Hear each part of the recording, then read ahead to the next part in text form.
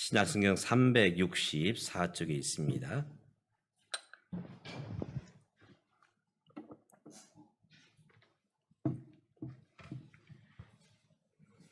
우리 말씀을 읽을 때에 다 같이 읽는데요. 제가 홀수 그리고 여러분이 짝수절 읽도록 하겠습니다.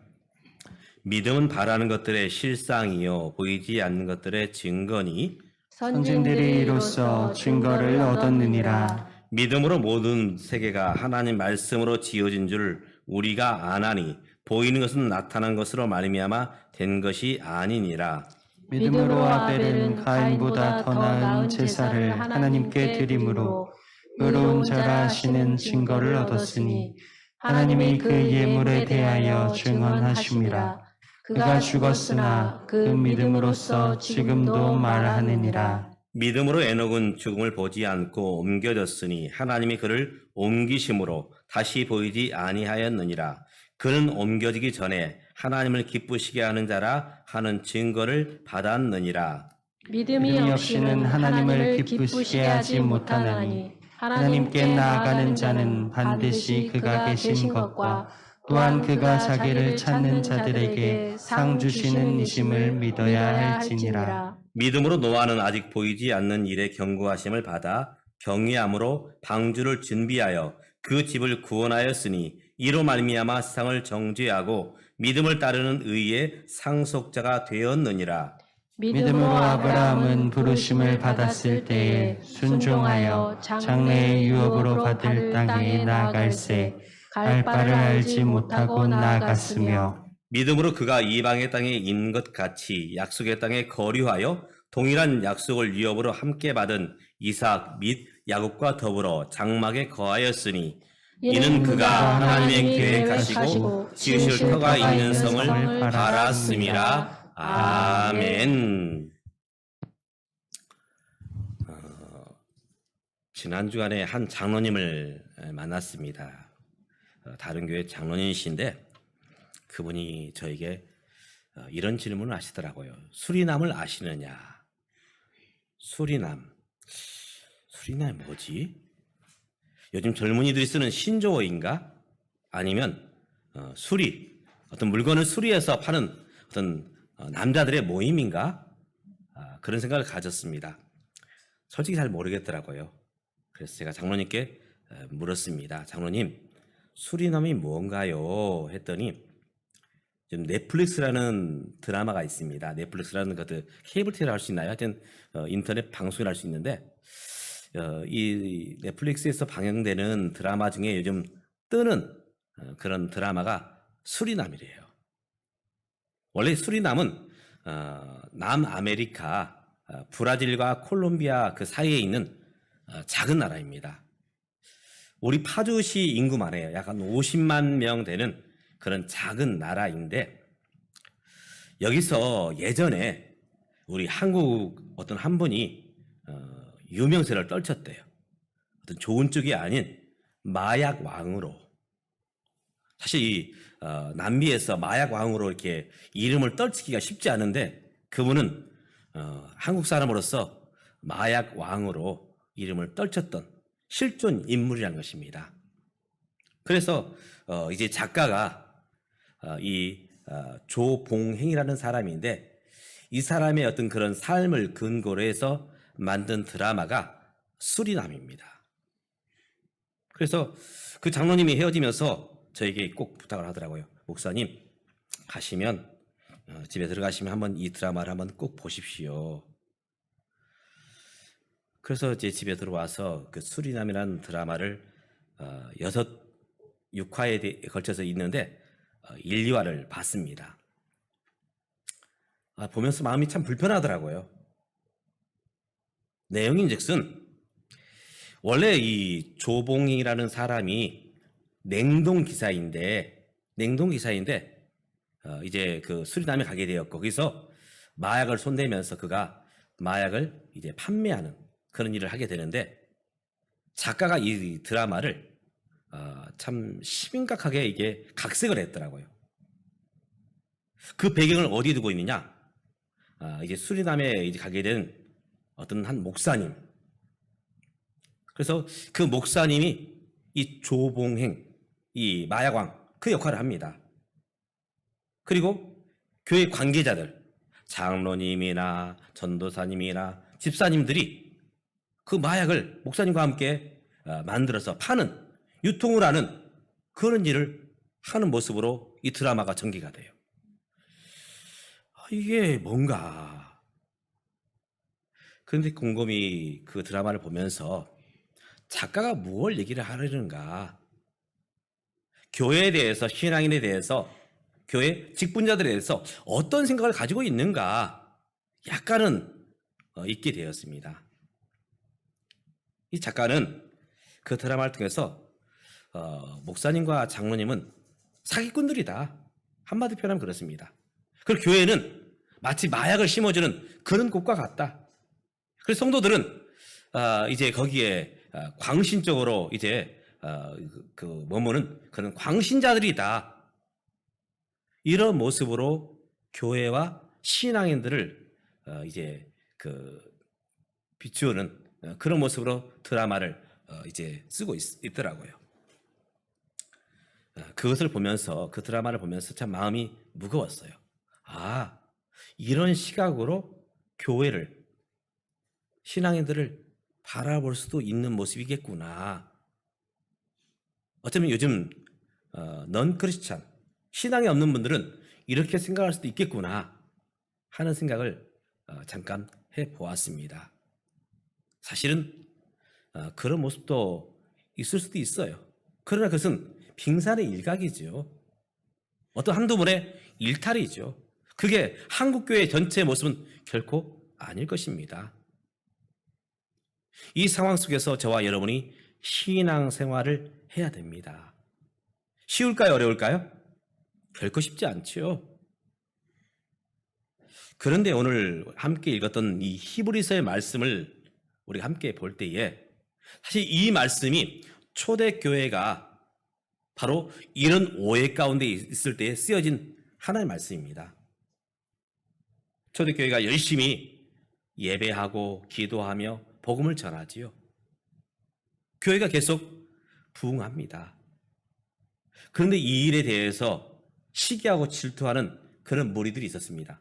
누구냐? 로마 제국입니다. 그리고 유대교회예요.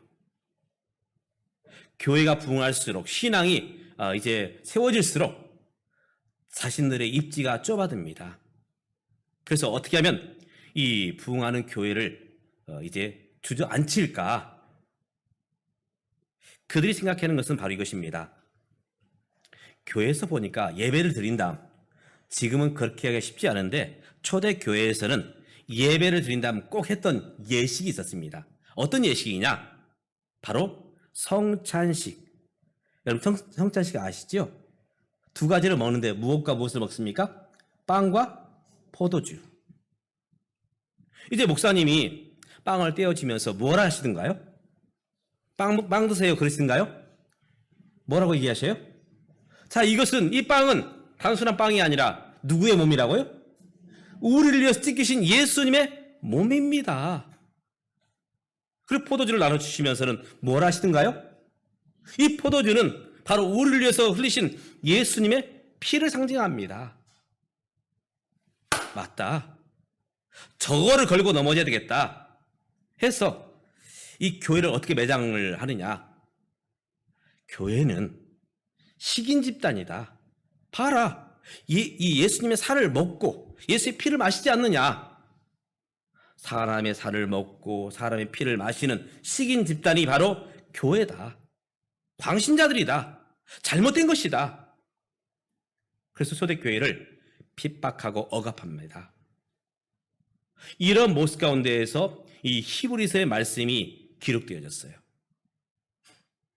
히브리서는 두 가지를 말하고 있습니다. 먼저는 교회 밖을 향해서 이 신앙을 알지 못하는 분들에게 향해서 신앙은 당신들이 오해하고 있는 것이 아니다.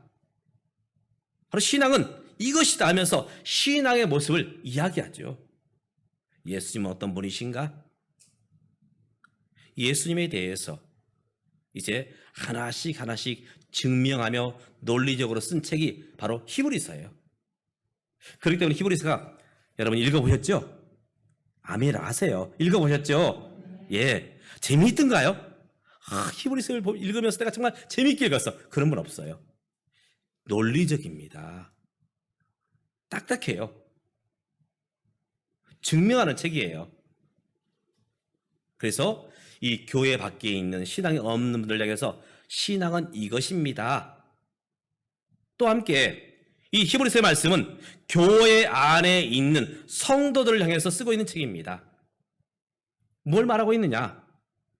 믿음의 조상 아브람, 그가 하나님을 믿게 되었고 이제 말씀을 따라서 나올 때 그 길이 쉬웠습니까? 아브람의 이 믿음의 과정이 쉬웠어요? 아니요. 정말 힘들었어요. 그 아들 이삭, 또 야곱, 요셉, 또 모세, 수많은 믿음의 선진들이 믿음으로 살아가려 할 때에 결코 쉽지 않았습니다. 고난이 있었고 핍박이 있었어요. 오해를 받았습니다. 그러나 믿음은 이것입니다. 믿음의 삶은 이것입니다 하면서 쓴 성경이 히브리서입니다. 여러분, 믿음이 무엇일까요? 많은 분들이 믿음을 오해하는 분들이 있어요. 믿음은 감정입니다. 열심히 박수치고 뜨겁게 통성으로 기도하고, 물론 이것이 믿음의 한 표현이긴 해요. 그러나 그것 자체가 믿음이다 말할 수는 없습니다. 분명히 신앙에는 감정적인 부분이 있어요. 막 우리 마음이 흥분됩니다. 찬송을 하고 기도를 하고 말씀을 드리면 우리 마음 가운데 감정적으로 흥분된 마음이 있어요. 그러나 감정이라는 것은요, 늘 같은 자리를 차지하고 있지 않습니다. 어떤 때는 은혜가 돼요. 교회 나왔는데 찬송이 얼마나 이렇게 내 마음속에 와닿는지, 또 설교를 통해서 말씀을 듣는데 얼마나 내게 정말 그 감동이 있는지, 또 기도할 때 정말 내 마음이 시원한지. 여러분 항상 그러시죠?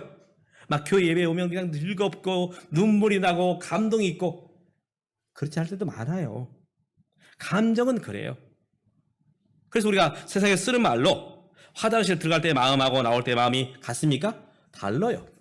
감정은 늘 조적 변합니다. 변해요. 똑같지가 않습니다. 또 어떤 분은 믿음을 무엇을 생각하느냐? 신념이다, 신념. 그래서 이런 사고를 가지고, 이런 생각을 가지고, 이런 신념을 가지고 가면 된다.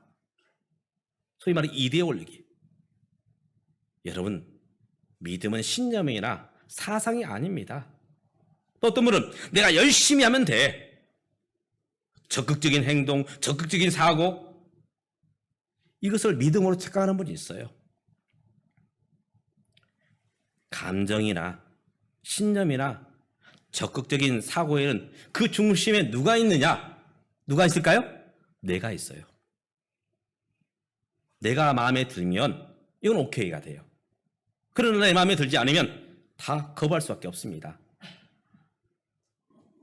믿음은 나에서 출발하는 것이 아니라, 오늘 히브리서 말씀을 통해서 무엇을 보여주고 있느냐?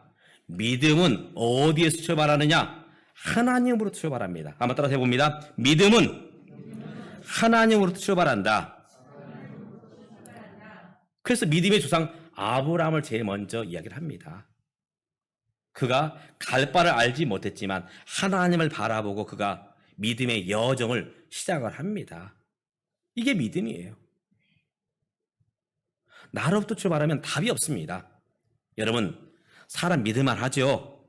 사랑하는 남편이고 아내입니다. 참 믿을만해. 내 배로 낳은 내 새끼 믿을만 하죠. 내 부모님 정말 믿을만해. 그랬으면 얼마나 좋을까요? 근데 가정에서 가장 많은 사랑을 받기도 하지만 가정만큼 상처를 많이 받는 것도 없어요. 어쩌면 내 옆에 있는 사람이 가장 위험한 사람일 수 있어요. 남편이, 아내가, 부모님이, 자식이, 그리고 형제와 동기가. 내 옆에 있는 사람은 믿음의 대상이 아니라 사랑의 대상이죠. 사랑의 대상. 내가 품어야 할 사람들, 내가 안아야 될 사람들, 내가 용서해야 될 사람들, 바로 그들이 내 옆에 있는 사람들이죠. 우리 신앙의 출발점은 철저하게 누구여야 되느냐? 사람이 아니라 하나님이어야 된다는 것입니다. 그런데 우리가 하나님을 믿고 나갈 때에 하나님 눈에 보입니까? 여러분, 하나님 보셨어요? 만져지던가요? 아니요. 우리 눈에 안 보여요. 우리 손에 잡히지 않아요. 그래서 많은 분들은 이렇게 얘기합니다. 보여달라. 보여달라. 여러분, 사랑이 보여지죠? 사랑. 딱 보일 수 있습니까? 사실은 보여지지 않아요. 그런데 내 남편이 나를 사랑하는 것, 내 아내가 나를 사랑하는 것, 또 우리 부모님이 나를 사랑하는 것 느끼잖아요. 여러분 이제 오실 때 자동차를 타고 오신 분이 계실 거예요. 우리 보통 시내 주행은 몇 킬로미터입니까? 시속 60km, 60km입니다. 자동차가 빨리 달려도 거의 200km 미만이에요. 그때 속도가 느껴지죠. 그런데 너무 속도가 빠르면 사람이 못 느낍니다. 여러분 혹시 비행기 타보셨어요? 안 타보셨구나. 이제 우리 내년도에 한번 우리 교회에서 우리 태국에 두 번째 이제 선교 여행을 가려고 합니다. 비행기를 타보면요, 속도를 느낄 수가 있어요, 없어요? 없어요. 물론 잠깐 이륙할 때, 착륙할 때는 느낄지 모르지만 공중에 떠 있을 때는 느끼지 못합니다. 왜 그럴까요? 속도가 너무 빨리 가기 때문에. 무려 시속 800km의 속도를 가지고 이제 비행기가 운항을 합니다.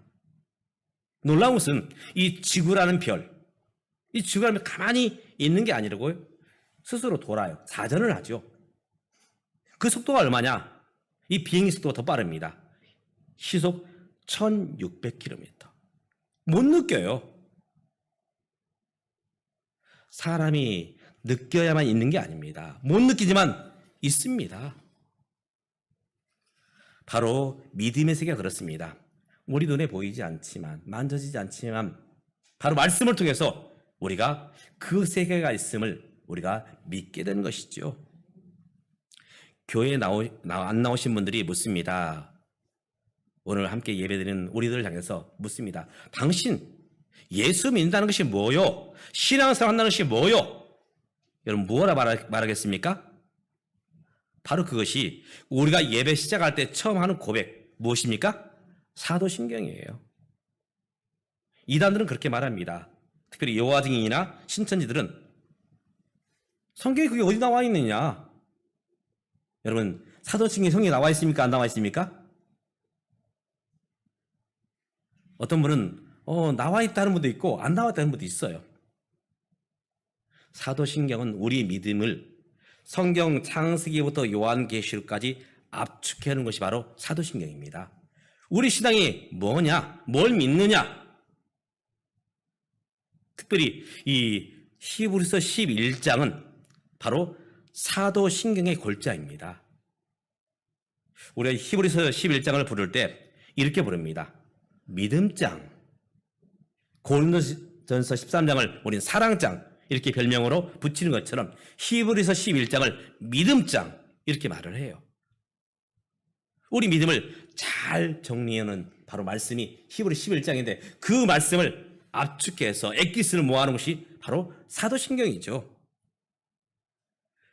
바로 11장에 보면 3절에서 우리 믿음은 뭐냐? 우리 사도신경을 처음 우리가 고백할 때 천지를 만드신 누굴 믿어요? 하나님을 믿는다. 3절의 말씀을 보면 믿음으로 모든 세계가 하나님의 말씀으로 지어진 줄을 우리가 아나니. 우리 믿음은 무엇이냐? 하나님께서 나를 만드셨다. 하나님께서 이 우주 만물을 만드셨다.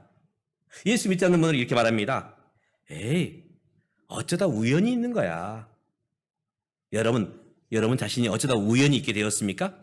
여러분이 사는 집, 여러분이 타고 다니는 차, 어쩌다 우연히 하늘에서 뚝 떨어졌습니까? 그렇지 않습니다. 누군가에서 만들어졌어요. 우리는 우리 엄마, 아빠를 통해서 만들어졌지요. 자동차는 이제 자동차 만드는 공장에서 만들어진 것입니다. 만든 원인자가 있어요. 바로 이 우주 만물, 저와 여러분을 만드신 분이 누구냐? 성경 분명히 밝히고 있습니다.